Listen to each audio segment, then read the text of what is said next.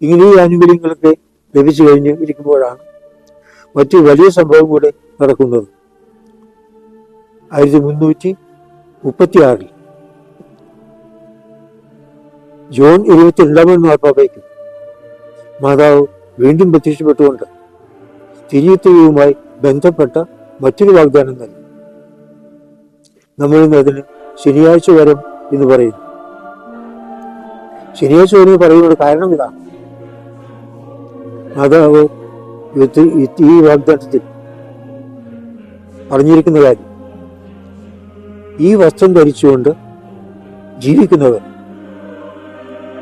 അവർ മരിച്ചു കഴിഞ്ഞാൽ ആദ്യം വരുന്ന ശനിയാഴ്ച തന്നെ അവർ ശുദ്ധീയ സ്ഥലത്തിൽ നിന്ന് സ്വർഗത്തിലേക്ക് ആനയിക്കപ്പെടും.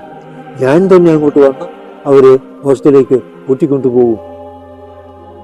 ഇതാണ് ശനിയാഴ്ച വരത്തിന്റെ വലിയ വാഗ്ദാനമായി നമ്മൾ കാണുന്നത്.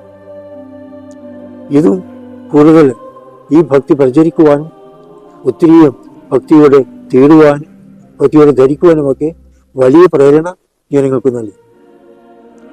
അങ്ങനെ ലക്ഷക്കണക്കിന് ആളുകൾ ലോകത്തിൽ നാനാഭാഗത്തു നിന്നും ഒത്തിരി ഭക്തരായി മാറുകയും ഒത്തിരിയും ധരിക്കുകയും ഒക്കെ ചെയ്തു. നമ്മുടെ കേരളത്തിലും ഈ ഒത്തിരി ഭക്തി വളരെ ഏറെ പ്രചാരത്തിൽ വരികയും വാസ്തവത്തിൽ കേരളത്തിൽ പണ്ടത്തെ അവസ്ഥ വെച്ച് നോക്കിയാൽ ഒത്തിരിയും ധരിക്കുന്നവരല്ലാതെ ആരും കത്തോലിക്കായിരുന്നില്ല. കത്തോലിക്കനാണെങ്കിൽ അവന്റെ കഴുത്തിൽ ഒത്തിരിയും കാണും. ഒത്തിരിയും കണ്ടാൽ നമുക്ക് ഉറപ്പാക്കാം അവൻ കത്തോലിക്കനാണ്. ഒത്തിരിയും ഇല്ലെങ്കിൽ അതുപോലെ തന്നെ നമുക്ക് ഉറപ്പാക്കാം അവൻ കത്തോലിക്കനല്ല. അത്രയ്ക്ക് കത്തോലിക്ക ജീവിതവുമായി അഭേദ്യമായി ബന്ധപ്പെട്ട ഒരു ഭക്തി ആയിത്തീർന്നു ഈ ഒത്തിരിയ ഭക്തി. അങ്ങനെ എല്ലാവരും ഒത്തിരിയ ഭക്തിയിൽ വളരുകയും നമ്മളുടെ നിത്യ ശിക്ഷയിൽ നിന്ന് രക്ഷിക്കപ്പെടുന്നു എന്നുള്ള ഒരു ഉത്തമ ബോധ്യത്തോടുകൂടെ മാതാവിൽ ആശ്രയിച്ചുകൊണ്ട് ശുദ്ധീയ സ്ഥലത്തിൻ്റെയും അളവ്, ശിക്ഷയുടെ അളവ് ഇളവ് ചെയ്ത് കിട്ടും എന്നുള്ള ബോധ്യത്തോടെയും ജീവിക്കാൻ സാധിക്കുകയും ചെയ്യും. ഇത് പിന്നീട് കൂടുതലൂടെ അടയാളങ്ങളും അത്ഭുതങ്ങളും കൊണ്ട് സ്ഥിരീകരിക്കപ്പെട്ടു. വളരെയധികം ദണ്ഡവിമോചനങ്ങൾ തിരുസഭ ഈ ഒത്തിരി ഭക്തർക്ക് നൽകുകയും അങ്ങനെ ഒത്തിരി ഭക്തി വളരെയേറെ പ്രചാരത്തിലാവുകയും അത് ജനങ്ങൾക്ക് വളരെയേറെ ആശ്വാസവും സന്തോഷവും നൽകുകയും ചെയ്തു. പിന്നീട് നമ്മൾ കാണുന്നത് ഫാത്തിമയിൽ മാതാവ് പ്രത്യക്ഷപ്പെട്ടപ്പോൾ 2 കാര്യങ്ങളാണ് ശ്രദ്ധേയമായിട്ടുള്ളത്. അവസാന ദിവസം, അതായത് ഒക്ടോബർ 13 മാതാവ് പ്രത്യക്ഷപ്പെട്ടത് ഒന്ന് ഈ കർമ്മല വസ്ത്രം ധരിച്ചുകൊണ്ടായിരുന്നു. തനിക്ക് ഏറ്റവും പ്രിയപ്പെട്ട സഭയാണ് കർമ്മലീത്ത സഭ എന്ന് അതുവഴി മാതാവ് പ്രഖ്യാപിക്കുകയായിരുന്നു. ഏതാണ്ട് 70 ലക്ഷത്തോളം ജനങ്ങൾ ആ വലിയ ദർശനം കണ്ടുവെന്നും അവർക്കൊക്കെ ആയിട്ടാണ് മാതാവ് ഈ ദർശനം നൽകിയതെന്നും ചരിത്രം സാക്ഷ്യപ്പെടുത്തുന്നു. അങ്ങനെ വളരെ വലിയൊരു ജനക്കൂട്ടം ഈ ഒത്തിരിയ ദർശനം, മാതാവിൻ്റെ കർമ്മമാതാവിൻ്റെ വസ്ത്രം ധരിച്ചുകൊണ്ടുള്ള ആ ദർശനം കാണുന്നതിനിട വന്നു. എന്നിട്ട് ഈ മാതാവ് തൻ്റെ കരങ്ങളിൽ ഒരു നമ്മൾ ധരിക്കുന്ന ആ ചെറിയ ഒത്തിരിയ ജനങ്ങളുടെ നേരെ നീട്ടിപ്പിടിച്ചിരുന്നു. അതെന്തിനാണെങ്കിൽ നീട്ടിപ്പിടിച്ചതെന്നോ എന്ത് സന്ദേശമാണ് മാതാവ് പ്രതി നൽകിയതെന്നൊക്കെ പിന്നീട് അന്നത്തെ ദർശകരിൽ ഏറെ നാൾ ലോകത്ത് ജീവിച്ചിരുന്ന സിസ്റ്റർ ലൂസിയെ സമീപിച്ച് പലരും ചോദിച്ചു. അന്ന് ഒത്തിരിയും നീട്ടിപ്പിടിച്ചപ്പോൾ മാതാവ് എന്തെങ്കിലും സന്ദേശം നൽകിയോ, എന്തെങ്കിലും പറഞ്ഞോ? സിസ്റ്റർ ലൂസി പറഞ്ഞത് പ്രത്യേകമായി അധരം കൊണ്ടൊന്നും പറഞ്ഞതായി ഞങ്ങൾ കേട്ടില്ല.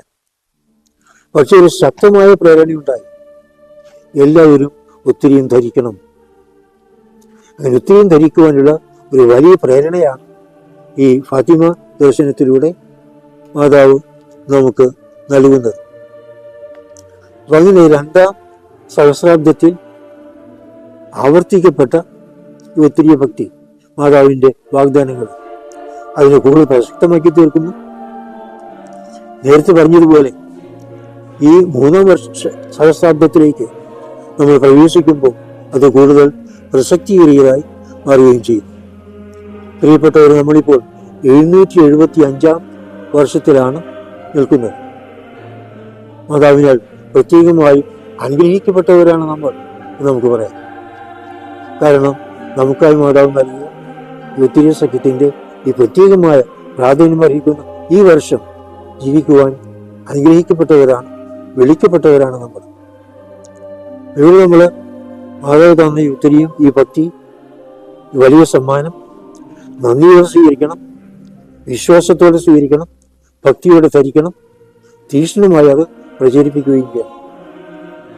ഈ 4 കാര്യങ്ങളാണ് ഈ പ്രത്യേകമായ അവസരത്തിൽ 775-ാം വാർഷികത്തിൽ നമുക്ക് ചെയ്യുവാനുള്ള വലിയ ഉത്തരവാദിത്വം, മാതാവിനോട് കാണിക്കുവാനുള്ള വലിയ നന്ദി പ്രകാശനവും. മാതാവ് നൽകിയ സമ്മാനത്തെ നമ്മൾ വിലമതിക്കുന്നുവെന്ന് എടുത്തു പറയുവാൻ നമുക്ക് സാധിക്കുന്ന ഒരു വലിയ രീതിയാണ് ഉത്തിയം ധരിക്കുക, ഉത്തിയം പ്രചരിപ്പിക്കുക. ഇത് നമുക്ക് തന്നെ നമ്മുടെ കുടുംബങ്ങൾക്കും അനുഗ്രഹപൂർണമായി തീരുന്നു. അതുപോലെ തന്നെ നമ്മുടെ സമൂഹത്തിലും ഈ തലമുറയിലും മാതാവിൻ്റെ അനുഗ്രഹം പ്രത്യേകമായി ലഭിക്കുവാനുള്ള ഒരു വലിയ മാർഗമായി അത് തീരുകയും ചെയ്യും. വാസ്തവത്തിൽ സാത്താൻ മനുഷ്യകുലത്തോട് അതിശക്തമായി പൊരുതിക്കൊണ്ടിരിക്കുന്ന ഒരു സമയമാണ്. കാരണം ലോക അവസാനത്തോട് അടുക്കുന്തോറും സാത്താൻ കൂടുതൽ ശക്തിയായി, കൂടുതൽ തന്ത്രങ്ങൾ ഉപയോഗിച്ച് മനുഷ്യനെ വീഴ്ത്തുവാനും നശിപ്പിക്കുവാനും തിന്മയിൽ കുരുക്കിയിടുവാനും പരിശ്രമിച്ചുകൊണ്ടിരിക്കും. അതിന് അവന്റെ പദ്ധതികൾക്ക് വളരെ വലിയ പ്രതിബന്ധമാണ് ഈ ഉത്തിരിയ ഭക്തി. കാരണം ഉത്തിരി ധരിക്കുന്നതിലൂടെ നിത്യ നരകത്തിൽ നിബന്ധിക്കാതെ ജീവിക്കുവാനും അതിവേഗം ശുദ്ധിസ്ഥലത്തിൽ നിന്ന് മോചിപ്പിക്കപ്പെടും എന്നുള്ള ബോധ്യത്തോടും ഉറപ്പോടും കൂടെ ജീവിക്കുവാനും, അങ്ങനെ ഒരുതരം ഭയമില്ലായ്മ, ആത്മീയമായ ഒരു സുരക്ഷിതത്വബോധം അത് വളരുവാനും ഈ ഉത്തിരിയ ഭക്തി നമ്മെ സഹായിക്കുകയാണ്. അപ്പോൾ സാത്താന്റെ ശക്തികളെ പൊരുതി ജയിക്കുവാൻ, സാത്താന്റെ തന്ത്രങ്ങളെ അതിജീവിക്കുവാൻ, മാതാവിനോട് ചേർന്ന് നിന്ന് യുദ്ധം ചെയ്യുവാനുള്ള, പടപൊരുതുവാനുള്ള ഒരു വലിയ മാർഗമാണ് മാതാവ് തന്നിരിക്കുന്ന ഈ തിരുവുത്തിരി. ഇതൊരു പടച്ചട്ടയാണ്. യുദ്ധക്കളത്തിൽ പോകുന്ന പടയാളികൾ പടച്ചട്ട ധരിക്കും. ശത്രുക്കളുടെ ആക്രമണങ്ങൾ കുന്തവും വാളും അമ്പും ഒക്കെ ഉപയോഗിച്ചുള്ള അന്നത്തെ ആ രീതി, ആ യുദ്ധത്തിൽ നമ്മുടെ ശരീരത്തെ സംരക്ഷിക്കുന്നതിനായി അത് പൊതിഞ്ഞു സൂക്ഷിക്കുന്ന ലോഹ നിർമ്മിതമായ കവചമാണ് പടയാളികൾ ധരിക്കുന്ന പടച്ചട്ട. അപ്പൊ അത് ധരിച്ചു അതിന് പകരം നമുക്ക് ആത്മീയമായി യുദ്ധരംഗത്ത് ഇറങ്ങിപ്പുറപ്പെടുന്നതിന് നമുക്ക് നൽകുന്ന വലിയൊരു സംരക്ഷണമാണ് ഈ തിരുവുത്തിരി, നമ്മുടെ പടച്ചട്ടയാണ്.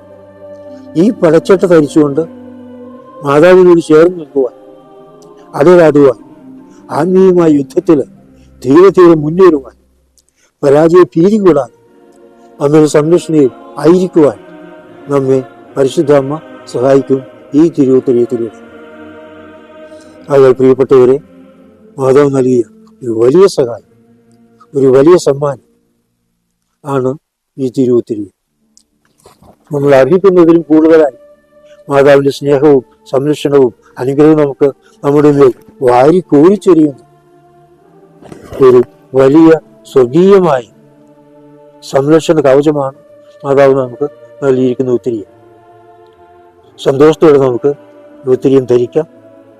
സ്നേഹത്തോടുകൂടെ മാതാവ് നന്ദി പറഞ്ഞുകൊണ്ട് അമ്മയിൽ നിന്ന് ഉത്തിരിയം സ്വീകരിക്കാം. തീക്ഷ്ണമായ ഭക്തിയോടുകൂടി മാതാവിനോടുള്ള സ്നേഹത്താൽ പ്രചോദിതരായി ഈ ഉത്തിരിയം മറ്റുള്ളവർക്ക് പകർന്നു കൊടുക്കുവാൻ, ഉത്തിരിയത്തെക്കുറിച്ച് അറിഞ്ഞുവിടാത്തവർക്കും ഉത്തിരിയം ധരിക്കാത്തവർക്കുമൊക്കെ ഇതേക്കുറിച്ച് പറഞ്ഞു കൊടുക്കുവാൻ, അവരിലേക്ക് കാണിക്കുവാൻ, അങ്ങനെ കൂടുതൽ കൂടുതൽ നാം ഓരോരുത്തരിലൂടെ ഉത്തിരിയം ധരിക്കുന്നവരായി മാറുവാൻ പ്രത്യേകമായി നമ്മെ തന്നെ മാതാവിൻ്റെ സംരക്ഷണത്തിൽ സമർപ്പിക്കുകയും ചെയ്യാം. മാതാവിനോട് ചേർന്ന് തിന്മയുടെ ശക്തികൾക്കെതിരെയുള്ള ഈ യുദ്ധത്തിൽ നമുക്ക് തളരാതെ പതരാതെ പിടിച്ചു നിൽക്കുവാൻ വിജയശ്രീലാളിതരായി മുന്നേറുവാൻ നമുക്ക് സാധിക്കുകയും ചെയ്യും. മാതാവ് നമ്മോടുകൂടി ഉണ്ടായിരിക്കട്ടെ. പിതാവിൻ്റെയും പുത്രൻ്റെയും പരിശുദ്ധാത്മാവിൻ്റെയും നാമത്തിൽ ആമേൻ.